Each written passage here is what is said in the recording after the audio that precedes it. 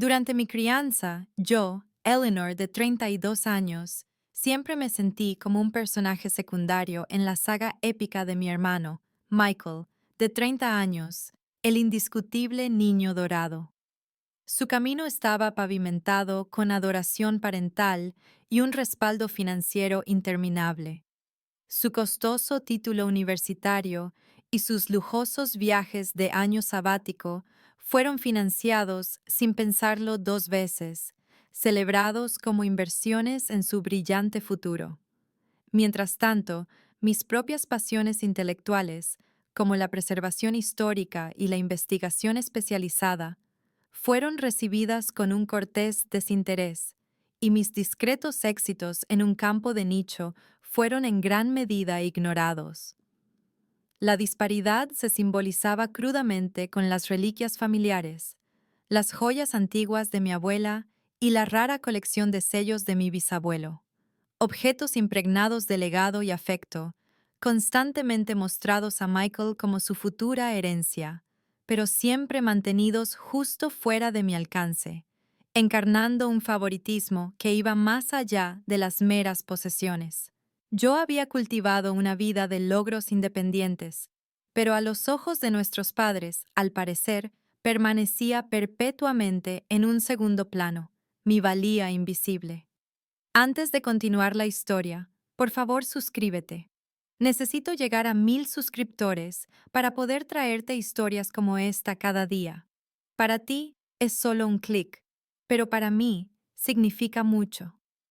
El anuncio de la aceptación de Michael en un MBA de una escuela de negocios de primer nivel no fue solo una noticia, fue un fastuoso evento familiar, con una cena de celebración en su restaurante de lujo favorito, brindis efusivos y unos padres que irradiaban un orgullo profundo, casi sagrado, que nunca pareció extenderse hacia mí. El costo, la asombrosa cifra de $120,000 solo en matrícula, se discutió no con preocupación, sino con un júbilo triunfante, enmarcado como una inversión astuta e innegociable en el futuro inequívocamente brillante de Michael y, por extensión, en el legado perdurable de la familia. Mi padre, con una satisfacción resonante, habló de asegurar el lugar de Michael a la vanguardia de su industria, mientras que mi madre planeaba meticulosamente la estética de su nuevo apartamento cerca del campus, discutiendo muebles y mejoras en el vestuario profesional con una intensidad normalmente reservada para visitas de Estado. Este desembolso financiero casual e incuestionable contrastaba de manera cruda, casi brutal, con mi propio viaje, un camino plagado de luchas autofinanciadas y sacrificios silenciosos por una carrera que ellos consideraban de nicho y, en última instancia, menos consecuente. Yo había navegado por el laberíntico mundo de los préstamos estudiantiles para mi licenciatura en Historia del Arte, un campo que perseguí apasionadamente, a pesar de su percibida falta de prestigio corporativo, y levanté con esmero mi negocio de consultoría histórica independiente a través de ahorros exiguos y solicitudes de becas competitivas, a menudo agotadoras, todo mientras ellos me predicaban las virtudes de la autosuficiencia, un sermón que nunca se le dio a Michael.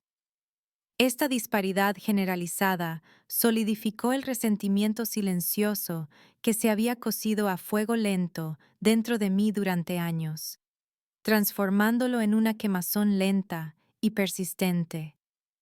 Recordaba vívidamente una conversación de hacía solo 2 años, cuando mi viejo y achacoso Honda Civic, mi salvavidas para llegar a sitios arqueológicos remotos, finalmente sucumbió a una falla catastrófica de la transmisión, exigiendo una reparación urgente y sustancial de $1,800.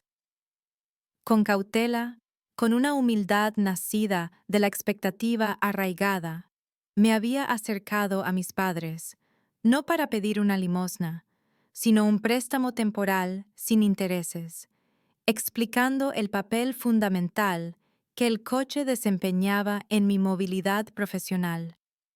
La respuesta de mi padre había sido un rechazo amable, pero firme. Eleanor, siempre hemos admirado tu independencia. Estamos seguros de que encontrarás una solución.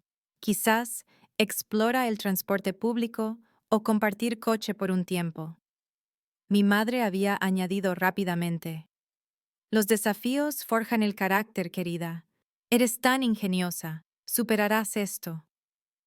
Sin embargo, para Michael, el camino hacia la forja del carácter parecía estar completamente desprovisto de luchas financieras, pavimentado en cambio con inversiones de 6 cifras y carta blanca de nuestros padres. Su razonamiento para su MBA siempre se articulaba con grandes pronunciamientos sobre prepararse para el futuro, crear redes de oportunidades inigualables y elevar la posición de la familia, mientras que su explicación para mi falta de apoyo equivalente se basaba en una narrativa de fomentar mi singular autosuficiencia. Esta profunda sensación de falta de inversión equivalente, la cruda realidad de cuán diferentemente éramos valorados, creó un abismo cada vez mayor en mi percepción de nuestra dinámica familiar, revelando una traición profunda y dolorosa que iba mucho más allá del mero dinero. Mientras Michael estaba ocupado asegurando sus credenciales académicas, con el generoso respaldo financiero de mis padres, yo, Eleanor, estaba forjando silenciosamente una carrera basada en una investigación meticulosa, una dedicación inquebrantable y una pasión genuina por el pasado. Mi experiencia en preservación histórica, particularmente en la reconstrucción arquitectónica del siglo XIX, había requerido años de trabajo diligente, incontables horas examinando planos polvorientos y frágiles documentos de archivo, y experiencia práctica en entornos desafiantes. Este año, mis esfuerzos culminaron en la obtención del papel de consultora principal para la restauración de la histórica mansión Hawthorne en el norte del estado de Nueva York, una extensa y ruinosa finca de la Edad Dorada, destinada a convertirse en un museo público.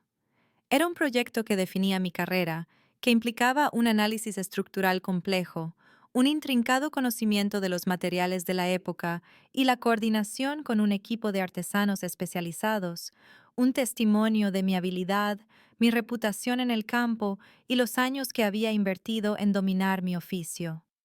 La subvención que financió una parte significativa de la restauración, un premio federal altamente competitivo, llevaba mi nombre como investigadora principal, una distinción que me llenaba de un orgullo silencioso y merecido. Cuando compartí vacilantemente esta noticia con mis padres durante una llamada de domingo, esperando un destello del entusiasmo que reservaban para Michael, la respuesta fue predeciblemente desalentadora.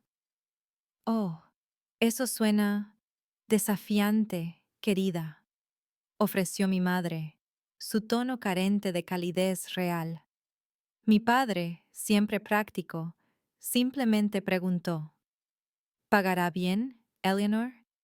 ¿Sabes que Michael acaba de conseguir una entrevista con esa prestigiosa firma bancaria, una gran oportunidad? La conversación, como siempre, giró bruscamente hacia la última y más convencional hazaña financiera de Michael. No hubo una curiosidad genuina sobre las complejidades arquitectónicas de la mansión Hawthorne, ni reconocimiento de la pura dedicación requerida para asegurar un papel tan prominente, solo un rechazo rápido, casi imperceptible. Afortunadamente, tenía a Sarah, mi mejor amiga desde la universidad, una colega académica en una disciplina diferente, que entendía las alegrías y frustraciones únicas de nuestro mundo. Sara era mi ancla emocional inquebrantable, un testigo perspicaz de la crueldad casual de la indiferencia de mis padres. Es increíble, él, había dicho por videollamada, su rostro radiante de genuina emoción después de que le mostrara fotos granuladas del conservatorio en ruinas de la mansión. Esto es exactamente para lo que has trabajado. Simplemente no lo entienden, ¿verdad? Pero eso no lo hace menos magnífico. Su validación, su firme creencia en mi valía y mis logros, a menudo se sentía como un bálsamo contra el escozor de la constante indiferencia de mis padres, recordándome que mi éxito, aunque invisible para ellos, era innegablemente real y profundamente significativo. En medio del exigente calendario del proyecto de la mansión Hawthorne, una nueva y no deseada presencia comenzó a imponerse en mi vida. Un dolor persistente y corrosivo en mi rodilla derecha, una dolencia insistente que comenzó como una molestia menor y escaló progresivamente hasta convertirse en un latido debilitante. Al principio fue sutil, una rigidez después de largas horas de pie, inspeccionando planos o subiendo andamios temporales, fácilmente descartada como parte del trabajo. Pero a medida que las semanas se convirtieron en meses, el dolor se agudizó, evolucionando hasta ser un compañero constante que me robaba el sueño, convertía las tareas simples en arduas y comenzaba a comprometer mi movilidad en el lugar de trabajo. Característicamente independiente y con una renuencia profundamente arraigada a ser una carga para nadie, especialmente para mis padres, intenté autogestionarme, experimentando con bolsas de hielo, analgésicos de venta libre y estiramientos inútiles, todo mientras mantenía una fachada estoica. La noción de admitir vulnerabilidad, particularmente una física, se sentía extraña después de años de demostrar mi autosuficiencia. Sin embargo, la progresión implacable del dolor finalmente me forzó la mano, llevándome a una serie de citas médicas. Las visitas iniciales arrojaron diagnósticos preliminares vagos, tendinitis, inflamación crónica, y una creciente pila de facturas médicas por consultas, radiografías y derivaciones a especialistas que mermaban mis ahorros cuidadosamente administrados. Esta condición, aunque afortunadamente no era una amenaza inmediata para la vida, era innegablemente debilitante. Afectaba mi capacidad para realizar aspectos cruciales de mi trabajo, desde atravesar terrenos irregulares en la mansión hasta simplemente concentrarme en diseños intrincados sin un dolor sordo y constante tirando de mi concentración. La tensión financiera de estas crecientes exploraciones médicas se sumó a mis responsabilidades existentes, tejiendo un nuevo hilo de ansiedad en el ya complejo tapiz de mi vida. El pensamiento, fugaz y no deseado, de contactar a mis padres en busca de ayuda, surgía en momentos de agotamiento y desesperación. Sin embargo, cada vez el recuerdo de sus respuestas despectivas a necesidades pasadas y mucho menos críticas, la reparación del coche, la modesta solicitud de un pasaje de avión, se solidificaba en una barrera formidable. El patrón profundamente arraigado de su apoyo condicional, siempre disponible para las grandes ambiciones de Michael, pero conspicuamente ausente para mis luchas prácticas, me dejaba con una profunda vacilación. El costo emocional de otro rechazo cortés, otro recordatorio de mi estatus inferior, se sentía casi tan abrumador como el propio dolor físico. El brillo estéril del consultorio del cirujano ortopédico ofreció poco consuelo mientras entregaba el diagnóstico definitivo: un desgarro de menisco y un daño significativo en el cartílago de mi rodilla derecha, que requerían una cirugía artroscópica específica y no electiva. Expuso el pronóstico con un tono pragmático: deterioro continuo, aumento del dolor y, eventualmente, graves problemas de movilidad si no se trataba. El costo estimado del procedimiento, incluso después de mi seguro, admitámoslo, decente, era una cifra cruda e intimidante de $9,000. No era una suma exorbitante en el gran esquema de los gastos médicos, Ciertamente no al nivel de la matrícula del MBA de Michael, pero para mí era una cifra sustancial, casi aplastante, que diezmaría mi fondo de emergencia y crearía un agujero enorme en mi meticuloso presupuesto. El impacto emocional del diagnóstico me golpeó con la fuerza de un golpe físico. Una fría ola de miedo me invadió mientras la realidad de la vulnerabilidad de mi cuerpo se asentaba, seguida rápidamente por una profunda sensación de agotamiento. Me sentía física y emocionalmente agotada, el dolor implacable ahora agravado por la abrumadora presión financiera. Esto no era un lujo, un procedimiento cosmético electivo o una indulgencia frívola.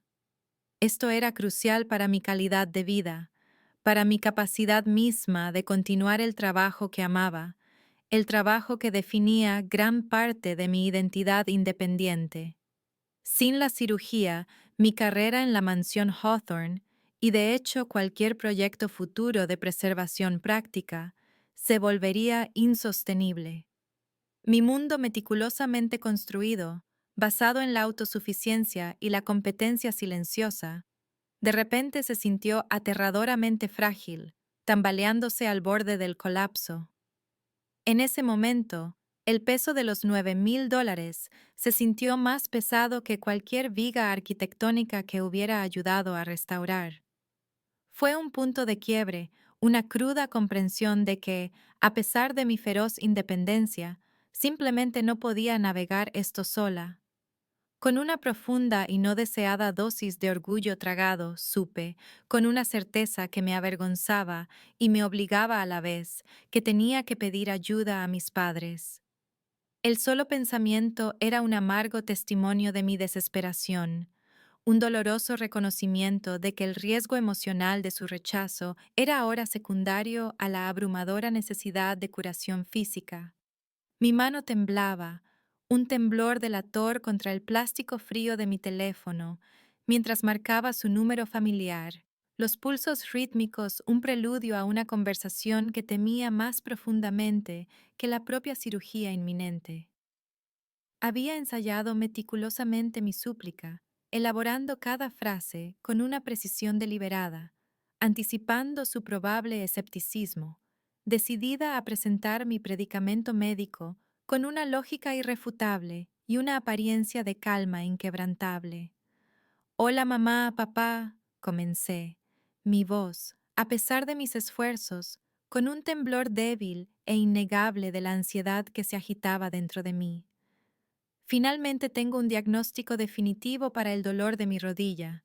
Es un desgarro de menisco y daño en el cartílago que requiere cirugía artroscópica. No es selectiva, es crucial para mi movilidad a largo plazo y, francamente, para que pueda seguir trabajando eficazmente en proyectos como la mansión Hawthorne. Articulé cuidadosamente la necesidad médica, detallando la escalada implacable del dolor, su impacto debilitante en mi vida diaria, describiendo las recomendaciones del cirujano y la ardua rehabilitación que me esperaba, y luego, tomando una bocanada de aire para fortalecerme, dije la cifra exacta: $9,000, después de la contribución de mi seguro. Realmente esperaba que tal vez pudieran ayudarme con eso. El silencio, que siguió, se alargó, tenso y cargado de expectativas no expresadas, antes de que el suspiro familiar de mi madre, un sonido cargado con toda una vida de juicio sutil, impregnara la línea. ¿9,000, Eleanor? ¿Estás absolutamente segura de que no es algo que la fisioterapia podría solucionar? ¿O quizás una segunda opinión? ¿Sabes lo rápido que los médicos saltan a las soluciones más caras? Mi padre intervino entonces, su tono teñido de un escepticismo despectivo que se retorció dolorosamente en mi estómago. Eso parece bastante caro para una rodilla, especialmente cuando acabamos de cubrir las nuevas tasas de solicitud de residencia de Michael, y esas cosas suman, ¿sabes? Y la matrícula de su semestre del MBA vence de nuevo el mes que viene, otro desembolso significativo. Michael. Siempre, Michael. Sus gastos, un escudo conveniente. Una nueva ola de pánico frío me invadió. No es selectiva, reiteré, mi voz más tensa ahora, teñida de una creciente desesperación. El daño ya es significativo, papá. La fisioterapia por sí sola no reparará un desgarro como este, y está afectando mi capacidad para caminar, para trabajar. No puedo posponerlo. Mi madre intervino, una capa de preocupación disfrazando apenas su juicio. Por supuesto que nos preocupa tu salud, querida. Pero eres tan buena con el dinero, tan independiente. Siempre les decimos a nuestros amigos lo autosuficiente que eres. ¿Seguro que no tienes un fondo de emergencia para algo como esto? La hipocresía de sus palabras me dolió, un recordatorio abrasador de su inquebrantable apoyo financiero a las ambiciones de Michael, un marcado contraste con su expectativa de mi perpetua autosuficiencia. Mi fondo de emergencia quedará completamente agotado, y más, después de esto, admití, mientras los últimos vestigios de mi calma practicada se disolvían. Y, sinceramente, la idea de empezar de cero después de la recuperación, con este nivel de deuda, es aterradora. Solo pensé que, dado el MBA de Michael, que tal vez, para algo médicamente necesario, podrían ayudar. La súplica estaba hecha, cruda y vulnerable.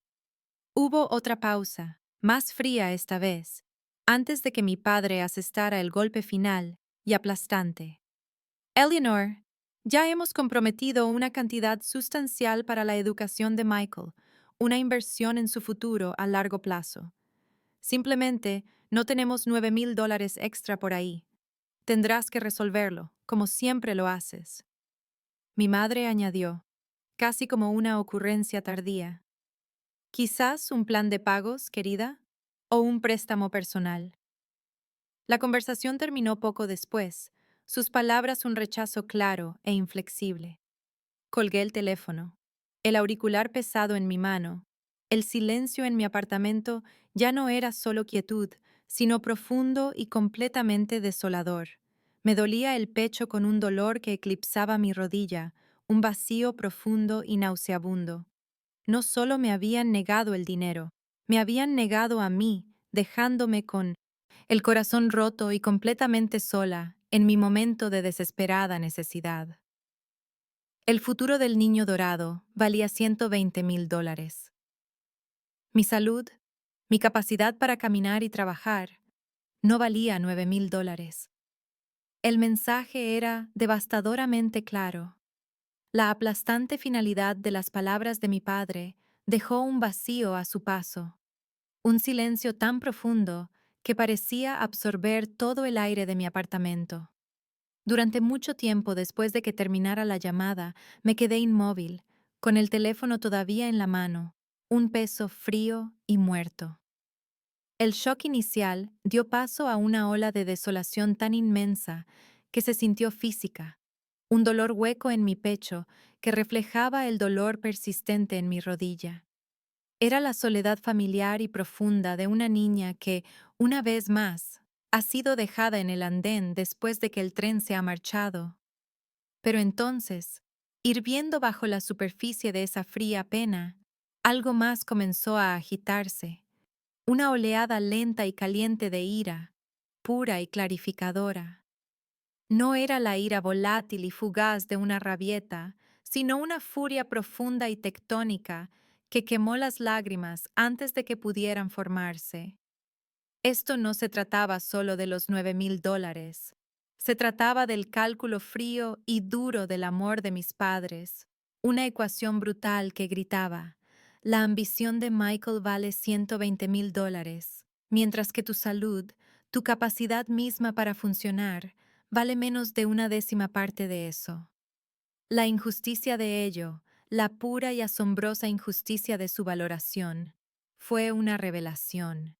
Despojó los últimos vestigios de mi esperanza de que su negligencia fuera un descuido, revelándola en cambio como una política consciente y de larga data. Mi mente, Afilada con esta ira recién descubierta y justa, comenzó a examinar los años de desdenes casuales, y una imagen surgió con una claridad cristalina. Las reliquias familiares. El collar de amatista y perlas de mi abuela, una delicada obra maestra de filigrana, y la rara colección de sellos de mi bisabuelo, guardada en álbumes mohosos encuadernados en cuero. No eran solo objetos, eran potentes símbolos de un legado que nunca estaba destinada a heredar, una conexión familiar que siempre había estado colgando justo fuera de mi alcance, siempre presentada con el entendimiento implícito de que eran el derecho de nacimiento de Michael. Recordé una Navidad específica, hace años, cuando mi padre había sacado los álbumes de sellos, su voz baja con reverencia, mientras le explicaba su valor creciente a un Michael adolescente y aburrido. Esta colección, había dicho, con la mano apoyada en el hombro de Michael, es un activo significativo, una verdadera inversión. Mi madre había hecho lo mismo con el collar, sosteniéndolo a la luz, no para que yo lo admirara, sino para instruir a Michael sobre su procedencia y valor. Eran activos, inversiones, no recuerdos sentimentales, sino otra forma de capital que se otorgaría al niño dorado. En ese momento de claridad, abrasadora, una resolución silenciosa e inflexible comenzó a formarse, un propósito frío y deliberado solidificándose en el crisol de mi dolor. Si mi valía debía medirse en dólares, y si su amor era una mercancía para invertir, entonces simplemente cobraría una deuda que ellos, sin saberlo, habían acumulado durante toda una vida de negligencia. Caminé hacia mi portátil, mis movimientos rígidos pero resueltos. El dolor en mi rodilla era un latido sordo, un recordatorio físico de lo que estaba en juego. Comencé a investigar, mis dedos volando sobre el teclado, escribiendo consultas precisas y profesionales. Valor de joyería de filigrana, de amatista de principios del siglo XX. Servicios de tasación para colecciones de sellos internacionales de antes de la guerra. A medida que los resultados de la búsqueda llenaban la pantalla, revelando cifras que superaban con creces mi necesidad inmediata, el camino a seguir, una vez envuelto en una niebla de dolor y desesperación, se volvió crudo e inevitable. Fue una decisión difícil, no porque se sintiera incorrecta, sino porque se sentía irrevocablemente final. Fue un acto de ruptura, una cirugía autofinanciada no solo en mi rodilla, sino en la extremidad enferma y tóxica de mi familia. Mi vida profesional me había entrenado en el arte de la investigación meticulosa y discreta, una habilidad que ahora aplicaba a un propósito profundamente personal y clandestino. No podía simplemente entrar en una joyería local con fotografías. El riesgo de ser descubierta, de una conexión en un pueblo pequeño que me llevara de vuelta a mis padres, era demasiado grande. En cambio, pasé horas en línea, investigando tasadores de joyería antigua de alta gama en ciudades a cientos de kilómetros de distancia, decidiéndome finalmente por una firma de renombre en Chicago conocida por su experiencia en piezas eduardianas. Tenía algunas fotos claras y de alta resolución de una fiesta de aniversario familiar de hace años, donde mi madre había llevado el collar de amatista. Podía visualizarlo perfectamente, una cascada de piedras de color púrpura intenso acunadas en una red de delicada filigrana de oro, y complementé las imágenes con una descripción detallada y escrita de memoria, el corte específico de las piedras, el cierre único, la tenue inscripción que una vez había vislumbrado en la parte posterior. Mi consulta estaba envuelta en una ficción plausible. Una mujer que buscaba valorar una pieza heredada de un pariente lejano, considerándola para fines de seguro. La colección de sellos presentaba un desafío mayor. Sin acceso directo, tuve que confiar en los ecos de las jactanciosas proclamas de mi padre a Michael. Recordaba haberle oído señalar sellos específicos con reverencia, un bloque particular de los primeros sellos de correo aéreo de Zeppelin alemán, una rara emisión colonial británica mal impresa. Usando estos fragmentos, reconstruí un perfil de los posibles puntos destacados de la colección y contacté a una distinguida sociedad filatélica con sede en Filadelfia, haciéndome pasar por una vendedora potencial que había recibido una herencia similar y estaba tratando de calibrar su valor antes de comprometerse con una tasación formal. Las respuestas, que llegaron a la privacidad estéril de mi bandeja de entrada de correo electrónico, fueron asombrosas. El joyero de Chicago proporcionó una tasación preliminar en línea para el collar, estimando su valor entre $15,000 y $20,000, dependiendo de una inspección en persona.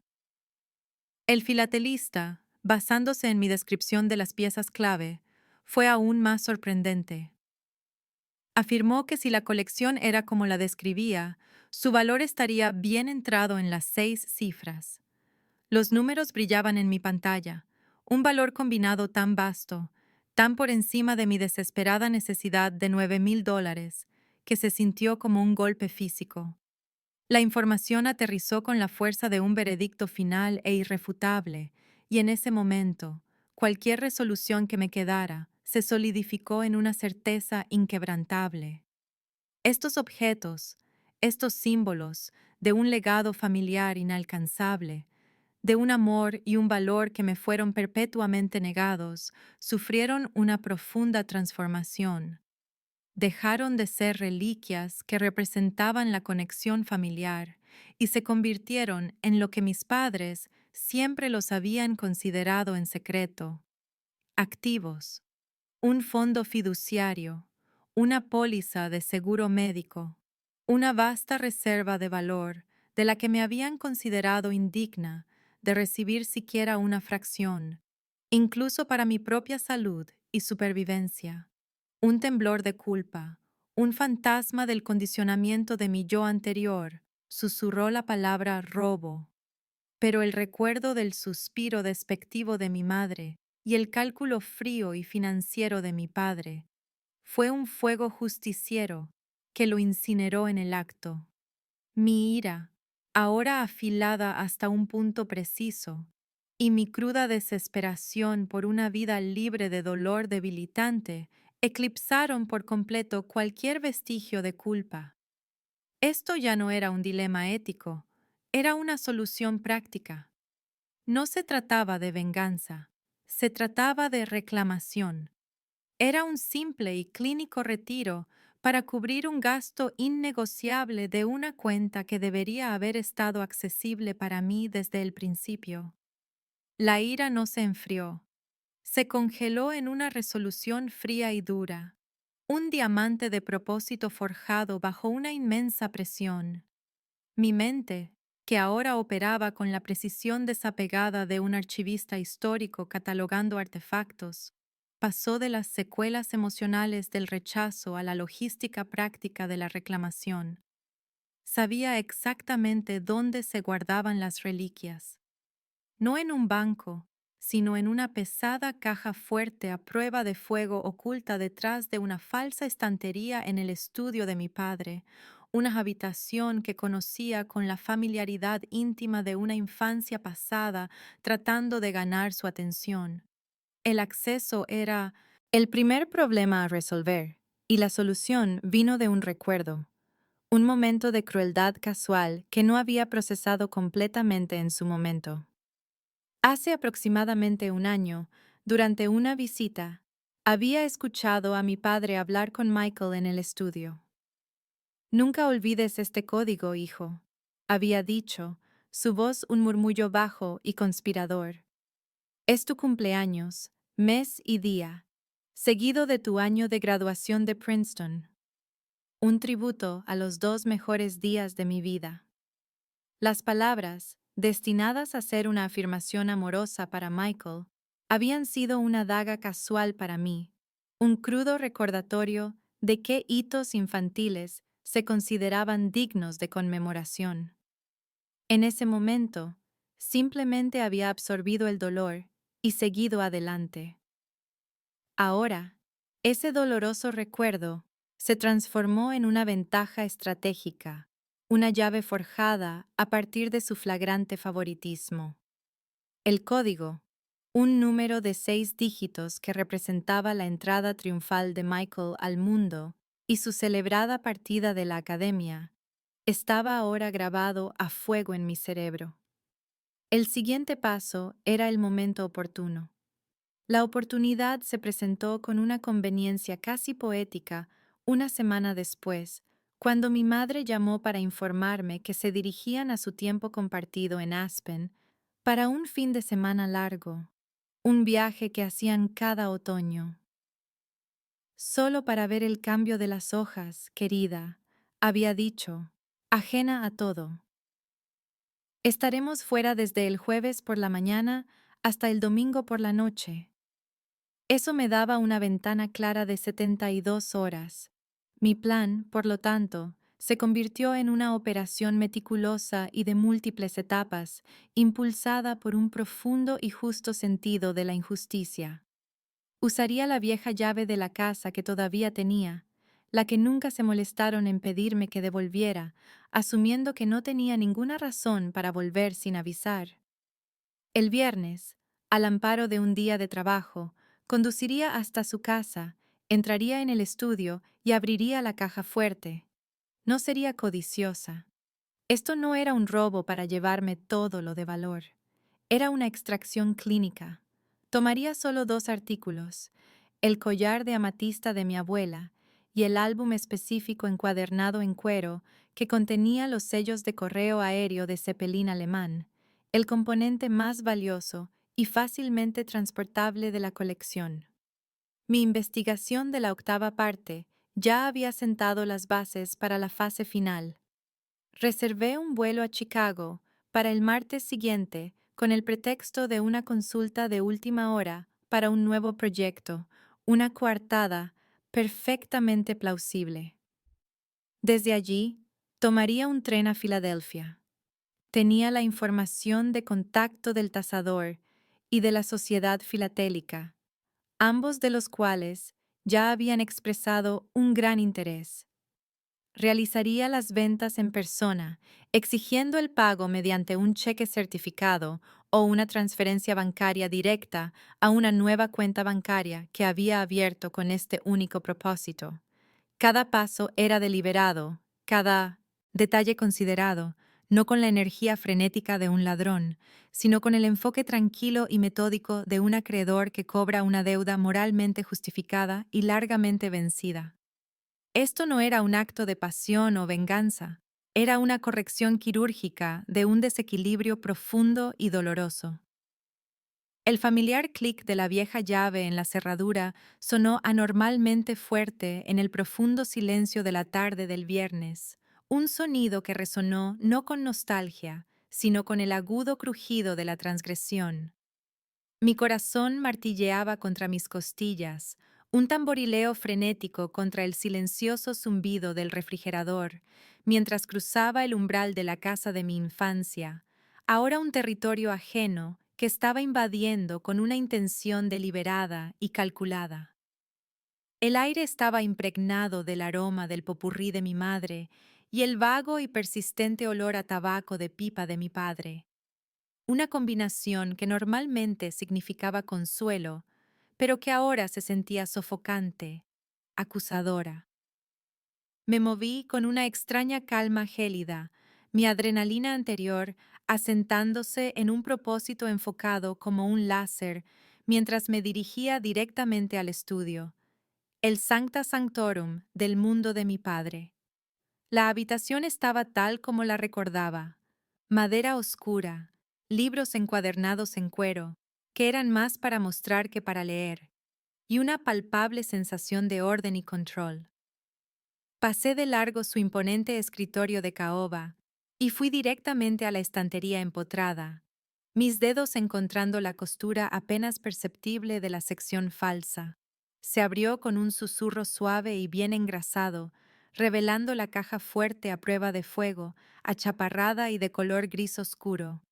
Se me cortó la respiración cuando me arrodillé ante ella, mi rodilla enviando un agudo e insistente latido por mi pierna, un recordatorio oportuno y potente de por qué estaba allí. Mis manos, sorprendentemente firmes, alcanzaron el dial de la combinación. Un sabor amargo y metálico llenó mi boca mientras introducía la secuencia, cada número un acto de desafío separado y distinto. El cumpleaños de Michael, un día siempre celebrado con una fanfarria casi regia, seguido del año en que se graduó de Princeton, un evento al que mi padre todavía se refería como su momento de mayor orgullo. La ironía era tan densa que podía saborearla. El mismo código destinado a asegurar el legado familiar para el hijo elegido era ahora la llave de mi propia supervivencia, una herramienta de liberación forjada a partir de su flagrante favoritismo. Un último y satisfactoriamente sólido clunk resonó en la silenciosa habitación cuando los pestillos se alinearon y la pesada puerta se abrió. Al abrirla, se reveló el interior oscuro forrado de terciopelo, una caja de tesoros de sus prioridades. Mis ojos encontraron inmediatamente los objetivos. Ignoré las pilas de bonos, los títulos de propiedad y las otras joyas de mi madre. Mi misión era quirúrgica. Metí la mano y mis dedos se cerraron sobre el peso fresco y sustancial del collar de amatista de mi abuela. Las piedras se sentían como lágrimas congeladas contra mi piel. Era más pesado de lo que había imaginado, una pieza tangible de la historia que ahora estaba reclamando. A su lado yacían los álbumes de sellos encuadernados en cuero. Seleccioné el que sabía que contenía las emisiones de Zeppelin alemán, su cubierta desgastada suave bajo mis dedos. Esto no era un frenético robo, era una transacción, un retiro preciso para cubrir un gasto médico innegociable y un pequeño colchón para mi tiempo de recuperación no remunerado. Sentí una oleada de algo poderoso y aterrador, no alegría, sino una satisfacción sombría e inexpugnable. Este era el precio tangible de mi salud, la manifestación física de la justicia. Coloqué con cuidado el collar y el álbum en mi bolso de lona.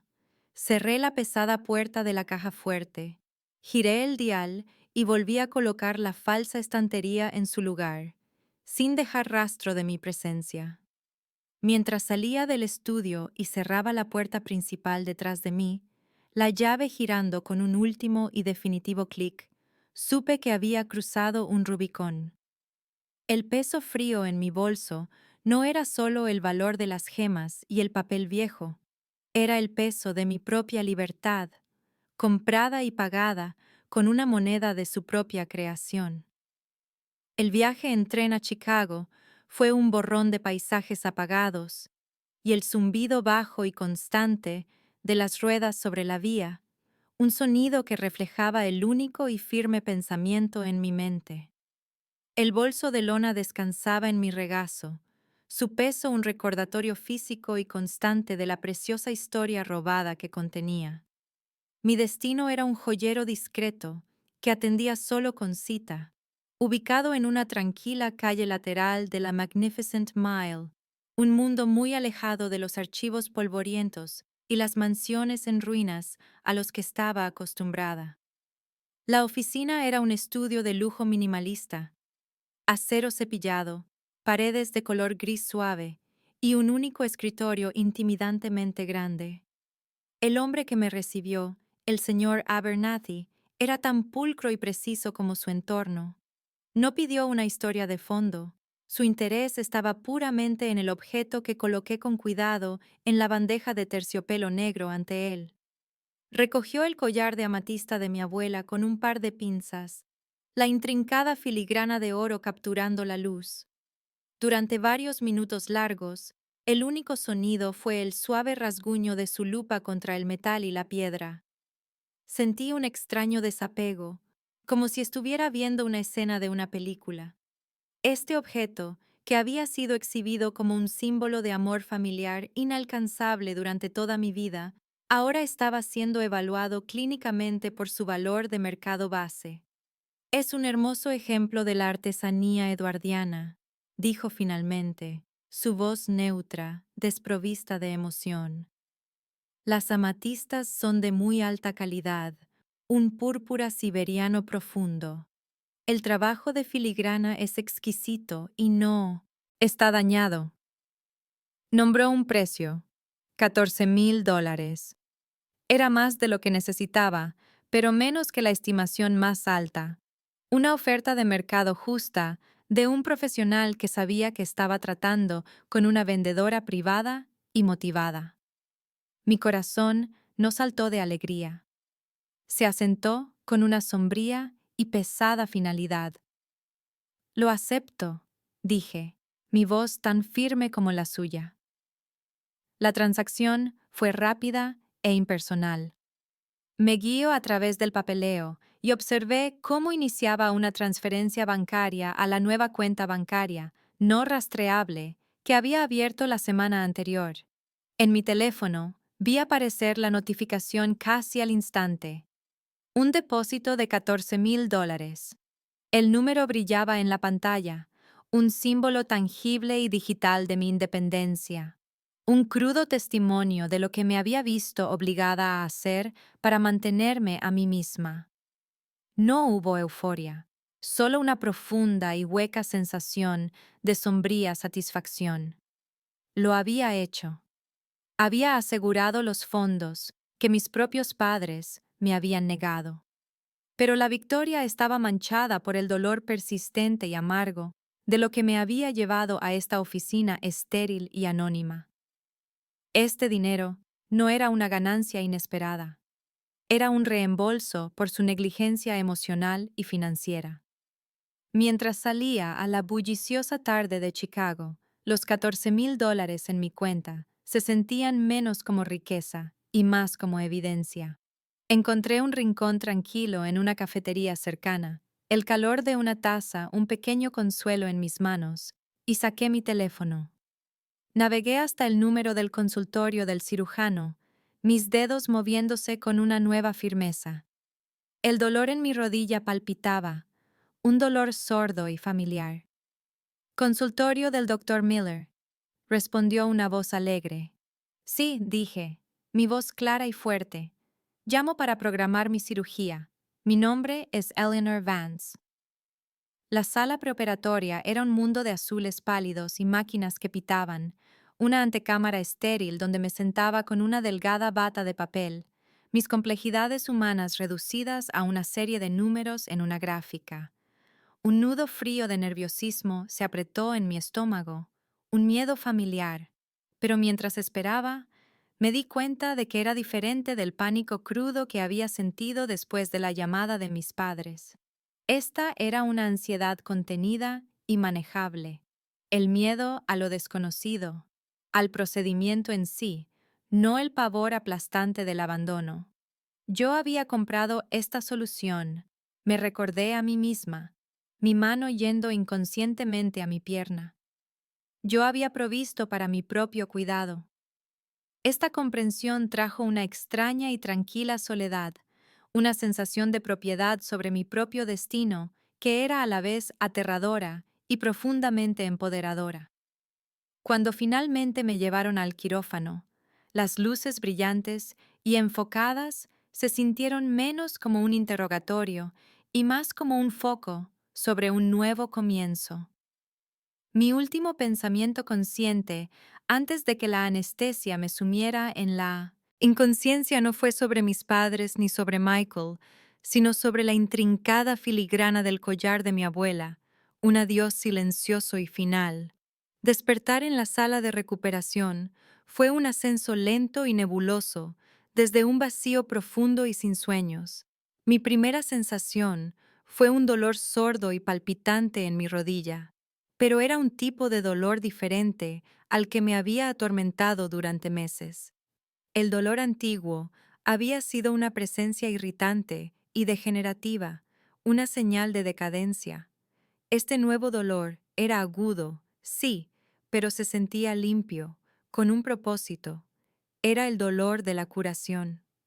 A medida que la niebla se disipaba, siguió el impacto emocional, una ola de alivio tan inmensa que se sintió como una liberación física me invadió, y por primera vez en un año sentí la ausencia de un peso más pesado e invisible que ni siquiera me había dado cuenta de que estaba cargando. Era el peso de su desaprobación, de mi propio sentimiento de inutilidad y del estrés constante y agotador de mi salud deteriorada. Ese peso se había ido, levantado por un único acto decisivo y una transferencia bancaria de $14,000. Sara fue una presencia constante y cálida en los días siguientes, un baluarte contra la soledad de la recuperación. Llegó a mi apartamento armada con sopa casera, revistas de chismes y una paciencia alegre y sin prejuicios que fue más curativa que cualquier analgésico.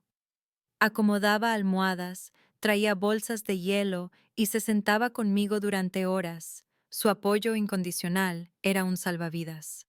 ¿Así que ese gran proyecto finalmente dio sus frutos? Preguntó una vez, su curiosidad suave.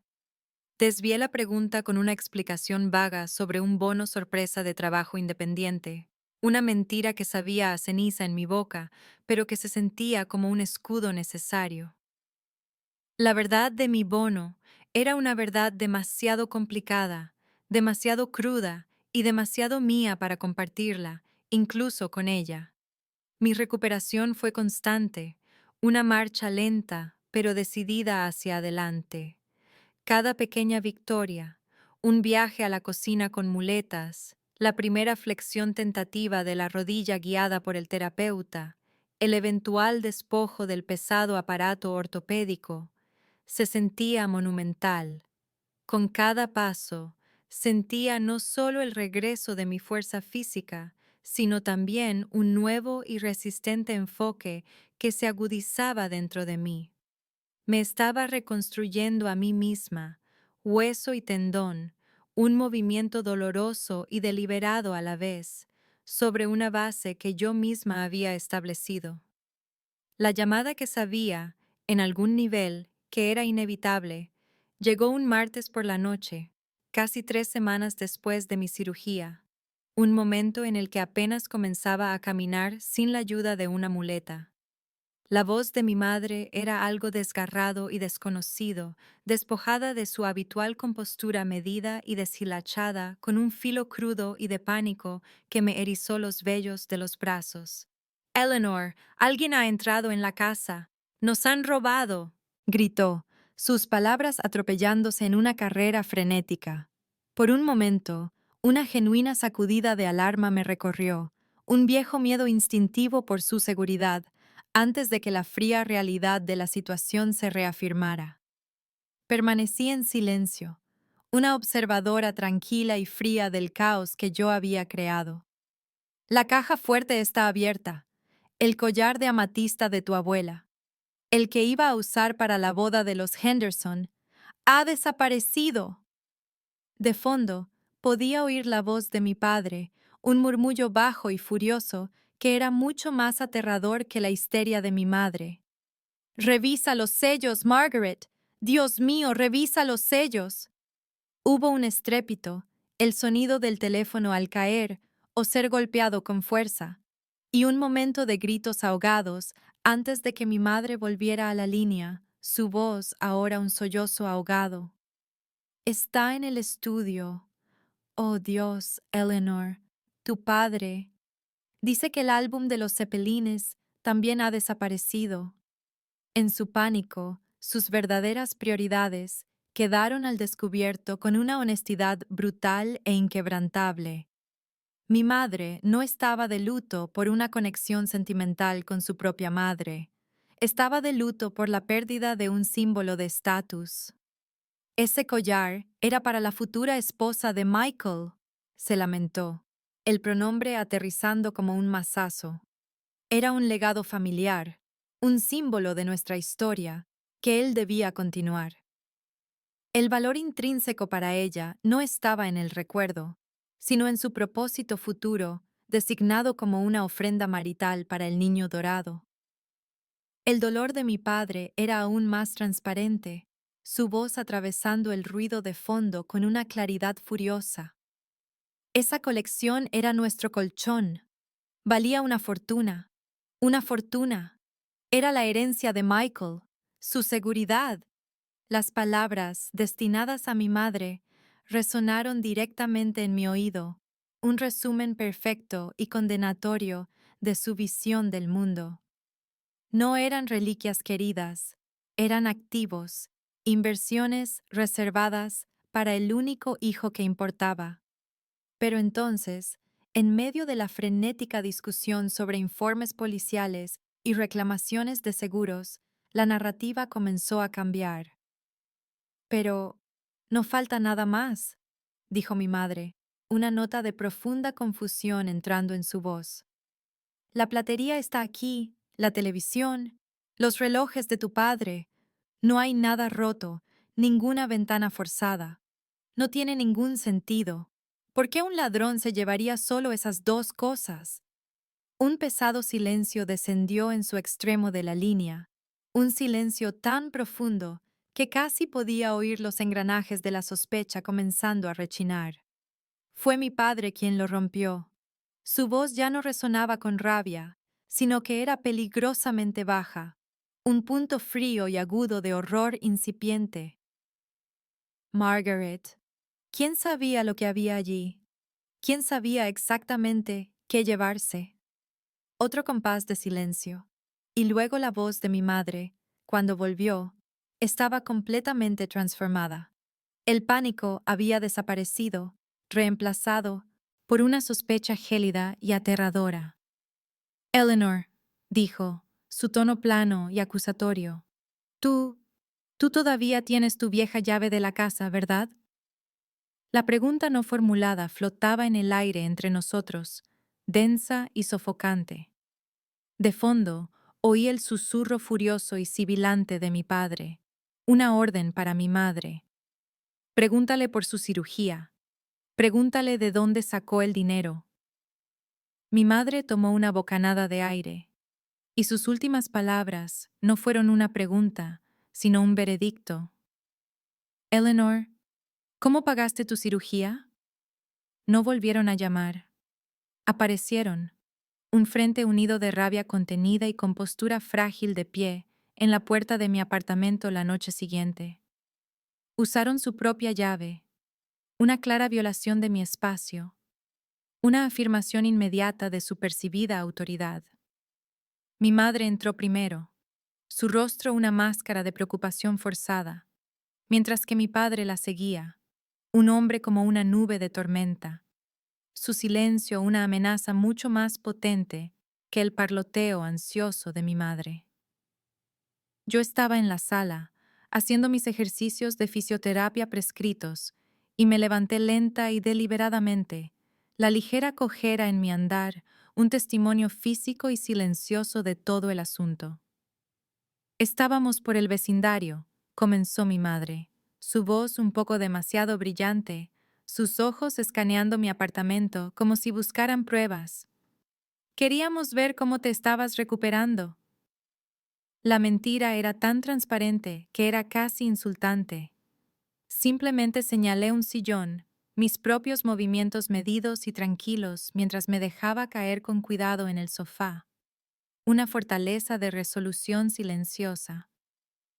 Durante unos momentos agónicos, mi madre llenó el silencio con cumplidos sin sentido sobre mi recuperación, todo mientras mi padre se sentaba erguido como una vara, sus manos aferradas a los brazos del sillón, sus nudillos blancos por una furia que luchaba por contener.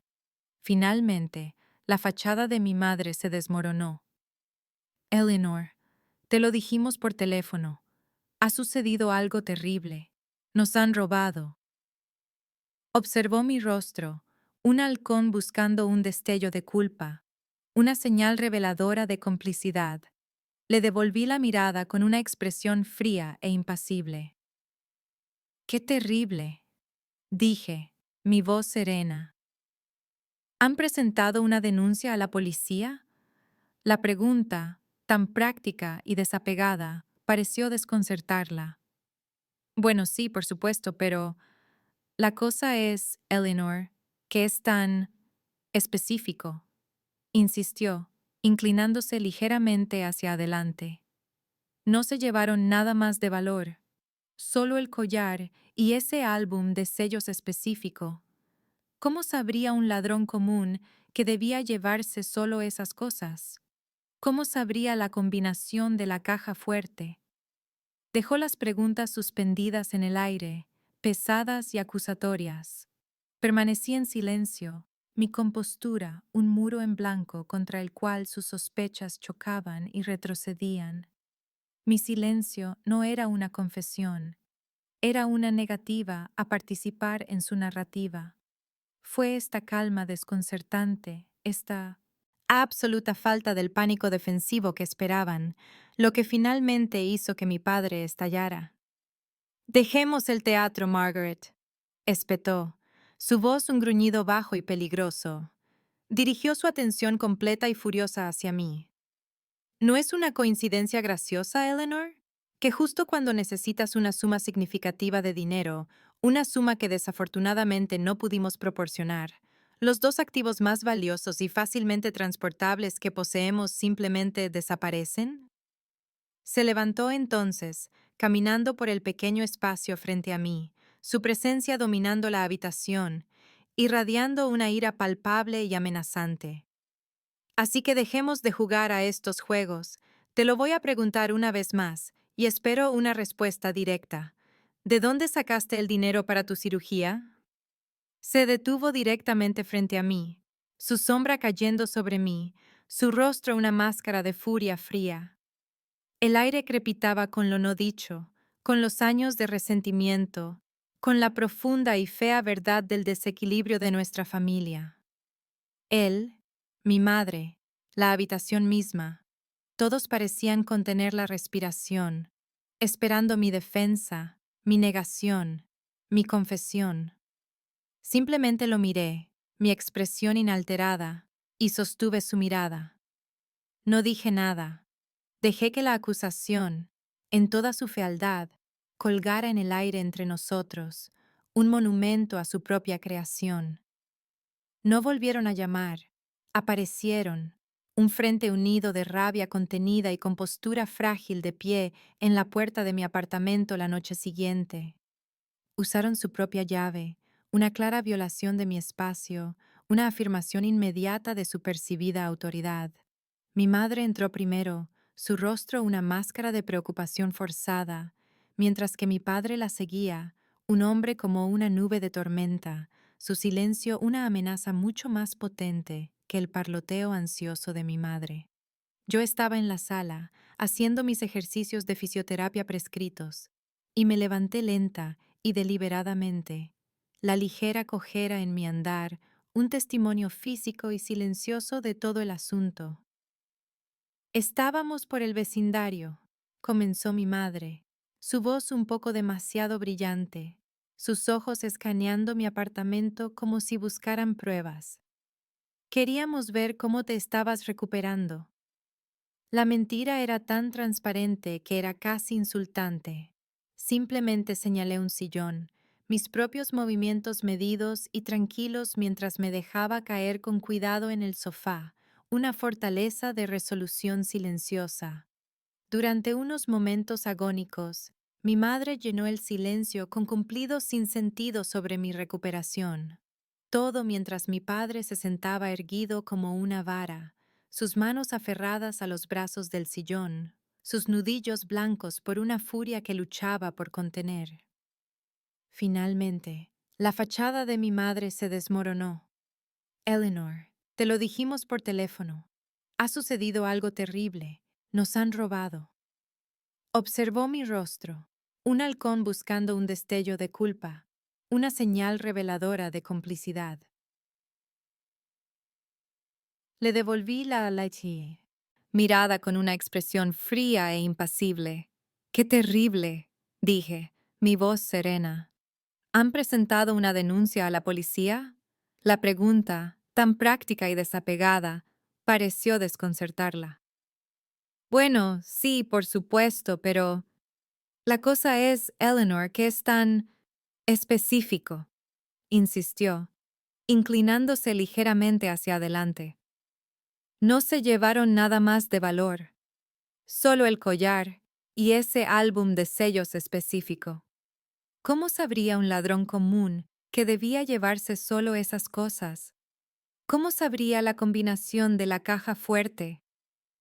Dejó las preguntas suspendidas en el aire, pesadas y acusatorias. Permanecí en silencio, mi compostura un muro en blanco contra el cual sus sospechas chocaban y retrocedían. Mi silencio no era una confesión, era una negativa a participar en su narrativa. Fue esta calma desconcertante, esta absoluta falta del pánico defensivo que esperaban, lo que finalmente hizo que mi padre estallara. «Dejemos el teatro, Margaret», espetó, su voz un gruñido bajo y peligroso. Dirigió su atención completa y furiosa hacia mí. ¿No es una coincidencia graciosa, Eleanor? Que justo cuando necesitas una suma significativa de dinero, una suma que desafortunadamente no pudimos proporcionar, los dos activos más valiosos y fácilmente transportables que poseemos simplemente desaparecen? Se levantó entonces, caminando por el pequeño espacio frente a mí, su presencia dominando la habitación, irradiando una ira palpable y amenazante. Así que dejemos de jugar a estos juegos. Te lo voy a preguntar una vez más, y espero una respuesta directa. ¿De dónde sacaste el dinero para tu cirugía? Se detuvo directamente frente a mí, su sombra cayendo sobre mí, su rostro una máscara de furia fría. El aire crepitaba con lo no dicho, con los años de resentimiento, con la profunda y fea verdad del desequilibrio de nuestra familia. Él, mi madre, la habitación misma, todos parecían contener la respiración, esperando mi defensa, mi negación, mi confesión. Simplemente lo miré, mi expresión inalterada, y sostuve su mirada. No dije nada. Dejé que la acusación, en toda su fealdad, colgara en el aire entre nosotros, un monumento a su propia creación.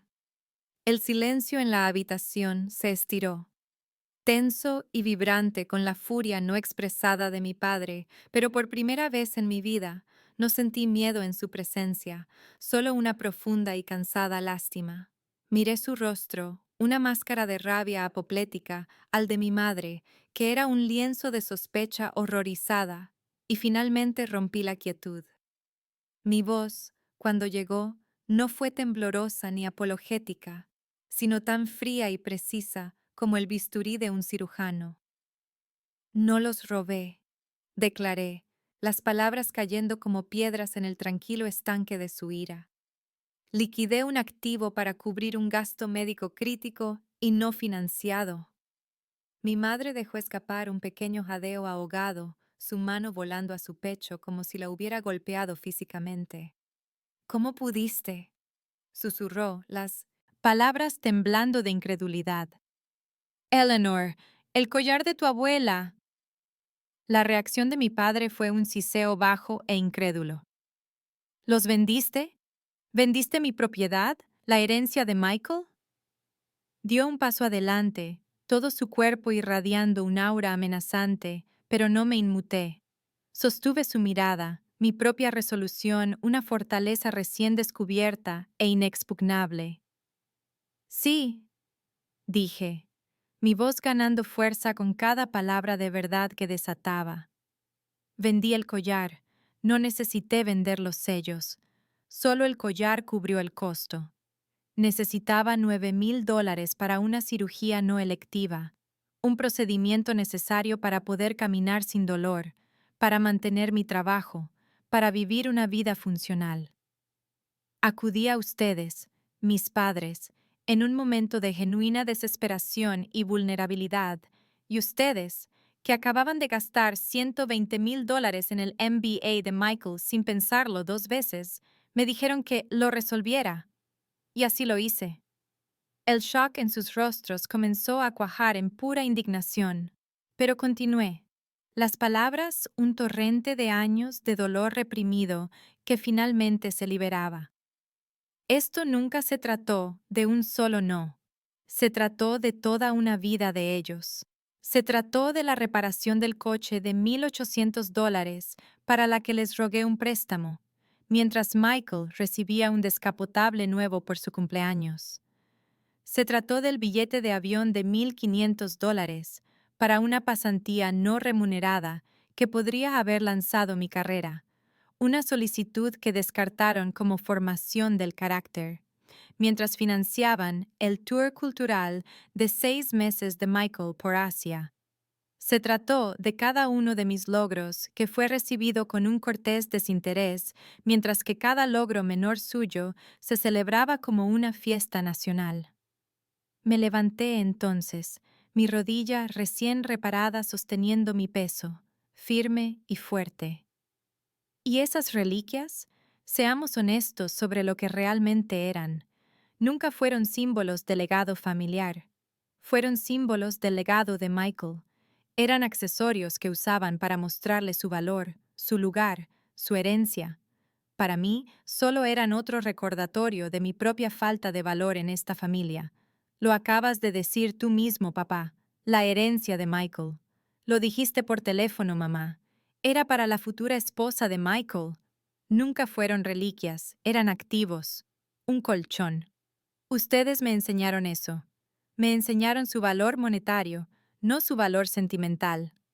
Así que tomé una decisión. Decidí que mi capacidad para caminar, mi salud, mi presente, era una inversión más digna que un collar para la hipotética futura esposa de Michael. Tomé uno de los activos que ustedes habían asignado mental y verbalmente a su futuro y lo invertí en mi supervivencia. ¿Querían que fuera autosuficiente? Felicidades. Finalmente consiguieron su deseo. La retirada de mis padres de mi apartamento no fue un final, sino la salva de apertura de un tipo diferente de guerra, una que no se libró con confrontación directa, sino con las armas insidiosas de los chismes familiares y las narrativas seleccionadas. El primer disparo se efectuó 2 días después, no directamente de ellos, sino de mi tía Carol, la hermana de mi madre, y el barómetro emocional de la familia, una mujer cuya opinión tenía un peso significativo entre nuestros parientes. Su voz, cuando llamó, estaba cargada de una indignación prestada, una traición de segunda mano que le habían alimentado cuidadosamente. Eleanor, tu madre está destrozada, está completamente devastada. ¿Cómo pudiste robarles el collar de tu propia abuela, una pieza invaluable de nuestra historia? No me dio la oportunidad de hablar, lanzándose a una diatriba sobre la lealtad, el respeto y la santidad de las reliquias familiares, un discurso que estaba segura de que mi madre había ensayado con ella. La dejé terminar, escuchando el eco del victimismo fabricado por mis padres. Luego, con la misma deliberación silenciosa que había usado con ellos, comencé a desmantelar su narrativa, no con ira, sino con el acero frío y duro de los hechos verificables. No levanté la voz, simplemente presenté la cronología, la que Sara me había animado a documentar meticulosamente semanas antes, un simple registro de fechas y dólares que dejaba al descubierto la disparidad. Mencionaron, pregunté con calma, que antes de vender nada, acudí a ellos en busca de ayuda para una cirugía de $9,000, que era médicamente necesaria para que pudiera caminar sin dolor y continuar mi carrera. ¿Te dijeron que se negaron, citando los recientes gastos de Michael? Se lo expuse, la matemática brutal y simple de su amor. El MBA de $120,000 de Michael, una inversión celebrada y financiada sin un momento de vacilación, frente a mi factura médica de $9,000, descartada como una inconveniencia que debería resolver por mi cuenta. Terminé con una pregunta simple y tranquila. Tía Carol, si estuvieras sufriendo un dolor debilitante y tus padres tuvieran los medios para ayudar, pero te los negaran en favor de la educación electiva de tu hermano, ¿qué habrías hecho? El silencio al otro lado de la línea fue profundo, un abismo de comprensión incipiente. La justa indignación en su voz había desaparecido, reemplazada por un entendimiento atónito y horrorizado. Esa única conversación fue la grieta en la presa. La tía Carol, una mujer que, a pesar de su amor por el drama, valoraba la justicia fundamental por encima de todo, se convirtió en un improbable e involuntario conducto para la verdad. La historia, mi versión de ella, comenzó a circular a través de la red unida de primos y tíos. La narrativa que mis padres habían intentado tejer, la de una hija ingrata, inestable y ladrona, era demasiado endeble, demasiado plagada de omisiones convenientes, para sostenerse frente a la cruda y verificable verdad de su grosero favoritismo. Mi tío, Robert, el hermano menor y más sensato de mi padre, llamó a continuación, su voz baja y apologética. Ellie, tu padre me llamó, pero omitió algunos detalles clave. No tenía ni idea. Lo que hicieron es indefendible. Mi prima Jenny envió un simple mensaje de texto. Equipo Eleanor, siempre. La campaña para desacreditarme y aislarme había fracasado estrepitosamente. En su desesperado intento por pintarme como un monstruo, solo habían logrado iluminar sus propias elecciones monstruosas, obligando a toda la familia a ver la fea y desequilibrada base sobre la cual se había construido nuestra dinámica durante 30 años. Tenían la intención de convertirme en una paria.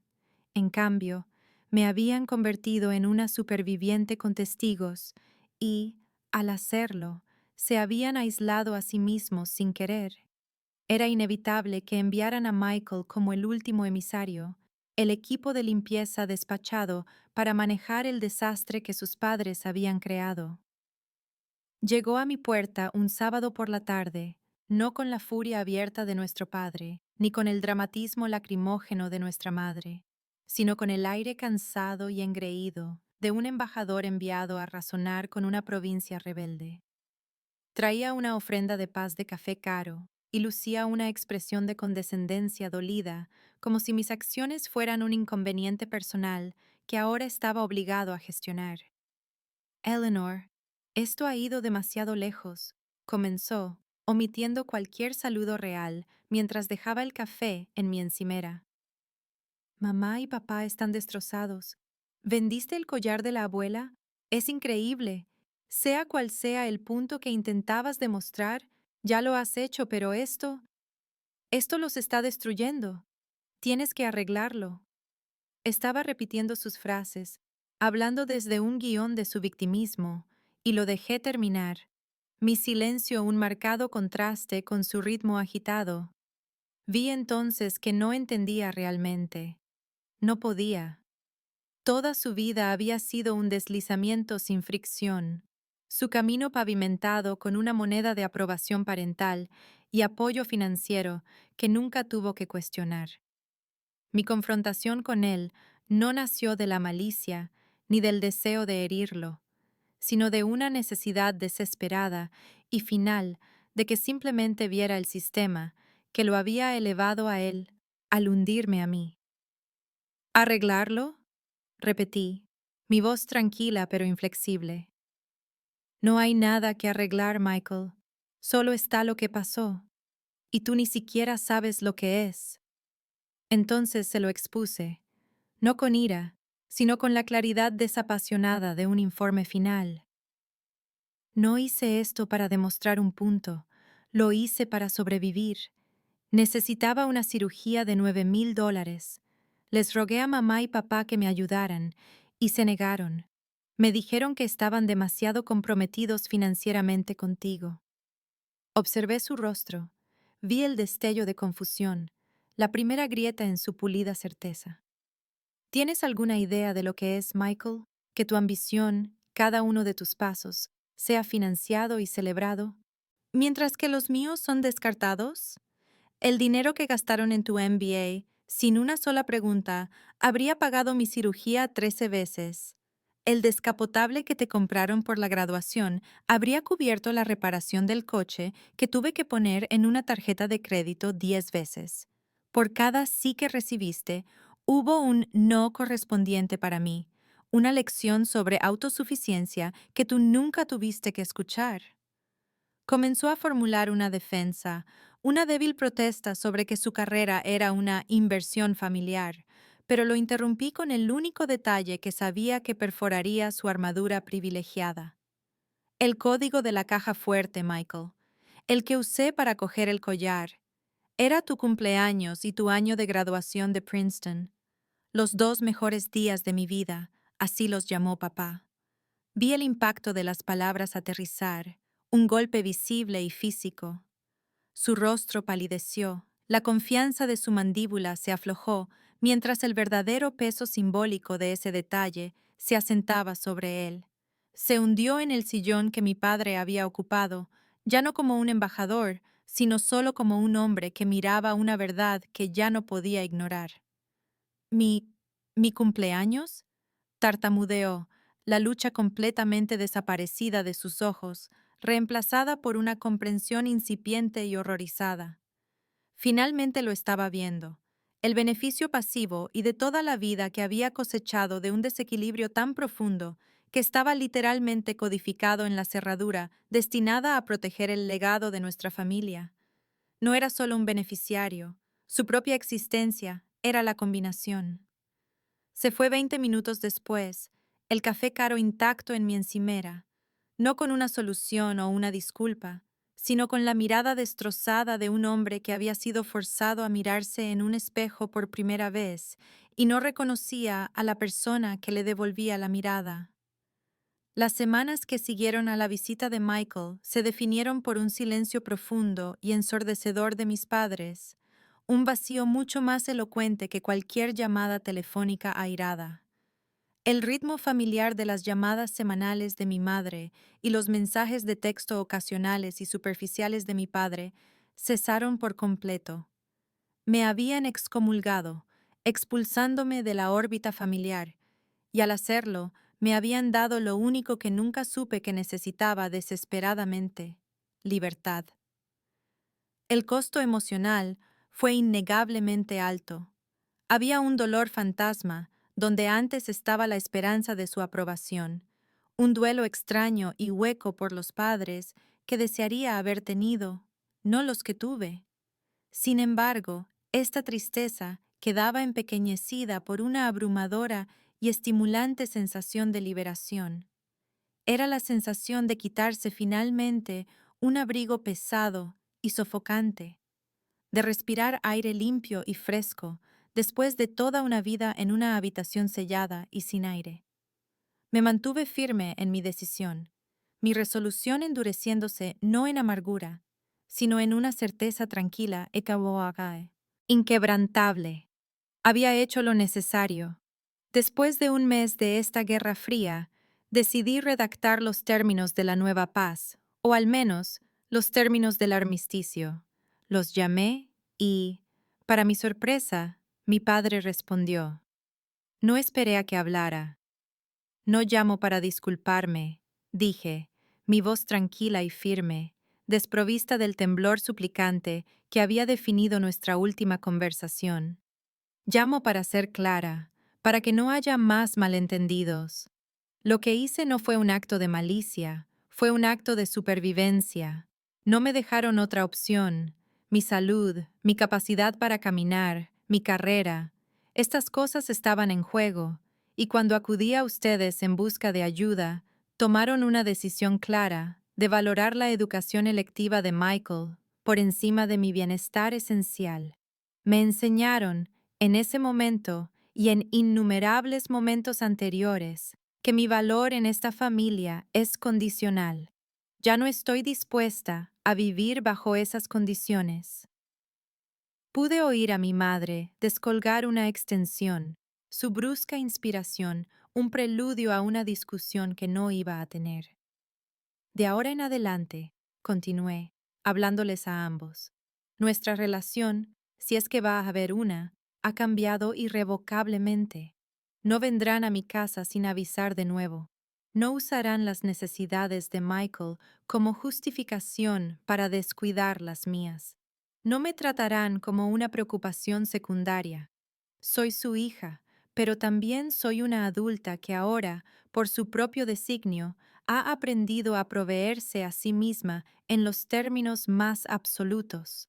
Mi valor no está ligado a su aprobación y ciertamente no está representado por posesiones materiales que ustedes cuelgan como recompensas. Tomé lo que necesitaba para vivir, de una cuenta que ustedes mismos designaron como activos familiares. Simplemente soy la parte de la familia que eligieron olvidar que necesitaba un retiro. Esta es la nueva realidad. Pueden elegir aceptarla o no, pero la antigua se ha acabado. No esperé una respuesta. Terminé la llamada, el clic final y definitivo resonando en la quietud de mi apartamento. El silencio que siguió fue diferente. No era un vacío, era paz. Una paz duramente ganada, costosa y completamente liberadora. Pasaron 2 años, un periodo de reconstrucción tranquila y constante en el que construí una vida sobre una base que era enteramente mía.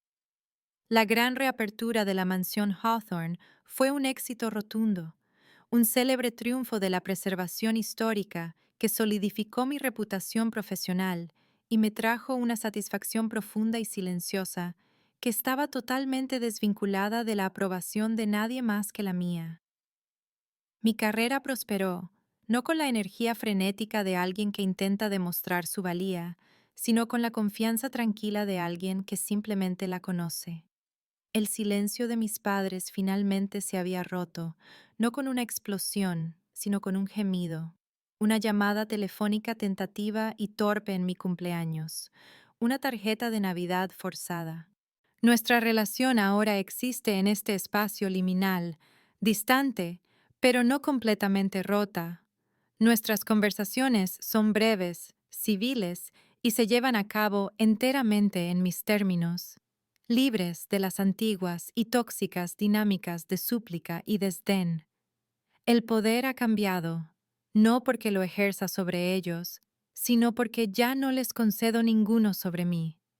El cambio más profundo, sin embargo, vino de Michael. Me llamó unos meses después de terminar su MBA, su voz despojada de su habitual y despreocupada arrogancia.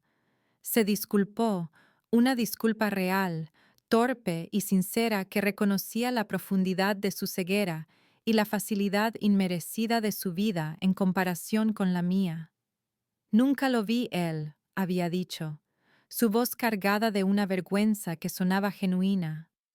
Simplemente estaba flotando en una corriente que te estaba hundiendo. Lo siento mucho. Nuestra relación es nueva ahora, reconstruyéndose lentamente en el territorio desconocido del respeto mutuo y una honestidad compartida y dolorosa. Él me ve, finalmente, no como su dramática hermana mayor, sino como una igual. En mi pequeña mesa de comedor, en un simple jarrón de cristal, hay un ramo de jacintos morados. No son un regalo de nadie, los compré para mí. Son un reconocimiento silencioso de la naturaleza compleja y entrelazada del dolor y el perdón. Un dolor por la familia que desearía haber tenido y un perdón privado y personal, no por sus acciones, sino para mí misma, por finalmente dejar ir la ira. Los $14,000 del collar me habían comprado una rodilla reparada, pero el acto en sí había comprado mi alma. Había encontrado mi verdadero valor, no encerrado en una caja fuerte, ni colgando de un expositor de terciopelo, sino en la silenciosa resiliencia de mi propio espíritu.